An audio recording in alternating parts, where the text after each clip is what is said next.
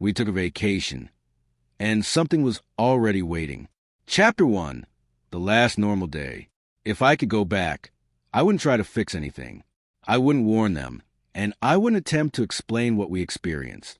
I would simply stay home and let the trip happen without me, because some places are not meant to be found. And once they are, they don't let you leave unchanged. There were 6 of us, 4 guys and 2 girls.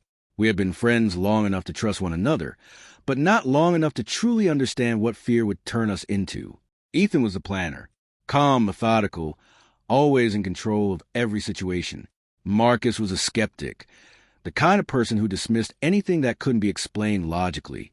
Dylan thrived on danger, the type who chased adrenaline just to feel alive. Chris was quiet, observant in a way that made you wonder how much he noticed but never said. Then there was Lena, loud, fearless, impossible to ignore. She brought life into every room she entered. And Amara was different. It wasn't something you could easily describe. It was in the way she looked at things, as if she saw more than what was visible, as if she sensed something beneath the surface, something the rest of us overlooked. The idea for the trip came suddenly, the way most bad decisions do. We wanted to get away. No noise, no responsibilities, no distractions. Just a quiet weekend somewhere remote.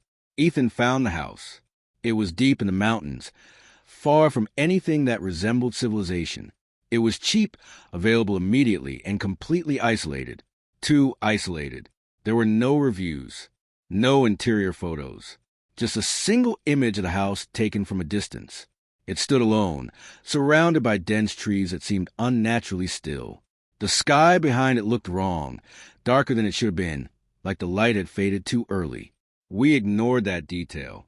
People always do when something feels slightly off. They convince themselves it's nothing. Amara didn't. She stared at the image longer than anyone else, her expression unreadable. Then she said quietly that she didn't think we should go. Marcus laughed and asked if she thought the place was haunted, but Amara didn't smile. She simply said that some places don't like being visited. For a brief moment, no one spoke. The air felt heavier, like her words had settled into the room and refused to leave. But then Dylan broke the tension with a grin, saying that only made it more interesting. And just like that, the decision was made. Looking back now, I think that was when everything truly began. Not when we arrived, not when we heard the first sound, but when we chose to go despite the warning. The drive started early the next morning. At first, it felt normal. Music played loudly. Windows were down and laughter filled the car. We talked about everything. Old memories, random jokes, plans for the weekend. Anything except the unease we had all quietly dismissed. As the hours passed, the roads began to change. Highways turned into smaller roads, which eventually gave way to gravel paths. The further we went, the more the world seemed to fall away behind us. Buildings disappeared. Traffic vanished. The air grew still. Eventually, the road became little more than a narrow trail cutting through the forest. The trees grew taller and closer together, their branches forming a canopy that blocked out most of the sky. That was when we lost signal. No internet, no calls, no way to reach anyone outside. Just us and the road ahead. Amara leaned forward slightly from the back seat and said we had missed a turn. Ethan insisted we hadn't, that this was the only road leading to the house. She didn't argue. She just looked out the window and said that if that was true, then we were already too far in. No one responded to that. Something about the way she said it made it feel less like an observation and more like a warning. We reached the house just as the light disappeared. It wasn't a gradual sunset. It was sudden, as if the day had been switched off. The headlights illuminated the house.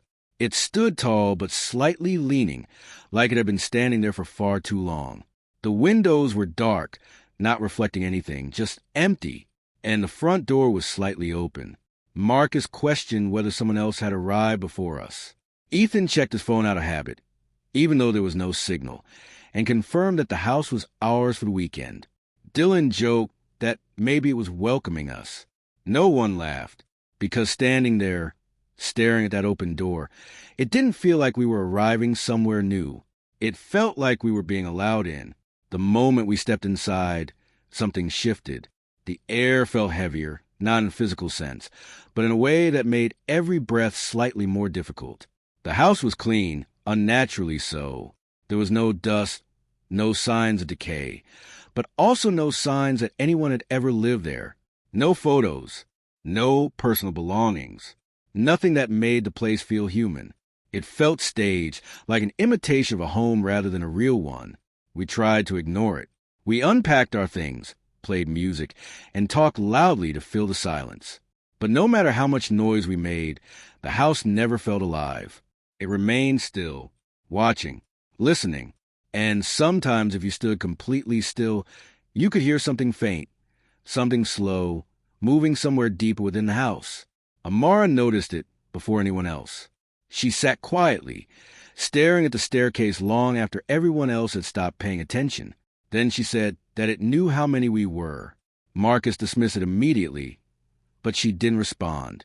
She only added that we shouldn't split up. No one argued, but no one agreed either. We simply moved on, pretending her words didn't matter. That was the last moment anything felt normal. Chapter 2. The night the house woke up. Sleep came without warning.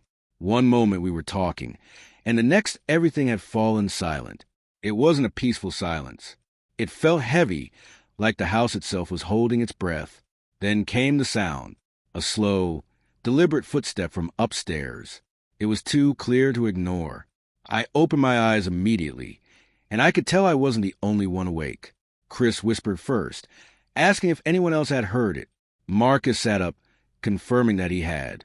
Ethan grabbed his flashlight and insisted it was probably nothing, but there was tension in his voice that suggested he didn't believe that. The footsteps continued, slow, measured, back and forth, like someone pacing. Amara grabbed my arm, her hand unnaturally cold. She told us not to go upstairs. Ethan said we had to check. She shook her head and said quietly that wanted us to. That should have been enough to stop us. It wasn't. We moved toward the staircase, drawn by a mix of fear and curiosity that made turning back feel impossible. Each step creaked loudly beneath us, echoing through the house as though announcing our presence. The air grew colder as we climbed, heavier.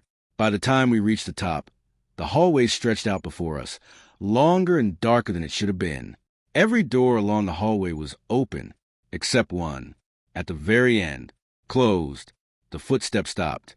The silence that followed felt unnatural, like something had been interrupted. Then the door shifted slightly, as if something behind it had leaned against it. We all saw it. None of us spoke. Then a voice came from inside the room. Soft, weak, familiar. It was Lena. Relief hit instantly, but it didn't last. Amara stepped back, shaking, insisting that it wasn't her. The voice called out again, more desperate this time, pleading for help. Ethan moved forward, slowly reaching for the door. His hand hovered over the handle for a moment that felt longer than it should have, as though time itself had slowed. Then he opened it. The room was empty.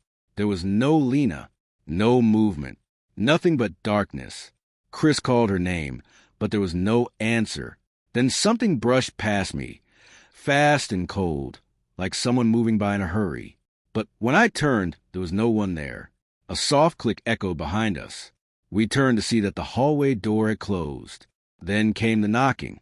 3 slow, heavy knocks from the other side. Silence followed. Then 3 more. Amara whispered that it was counting.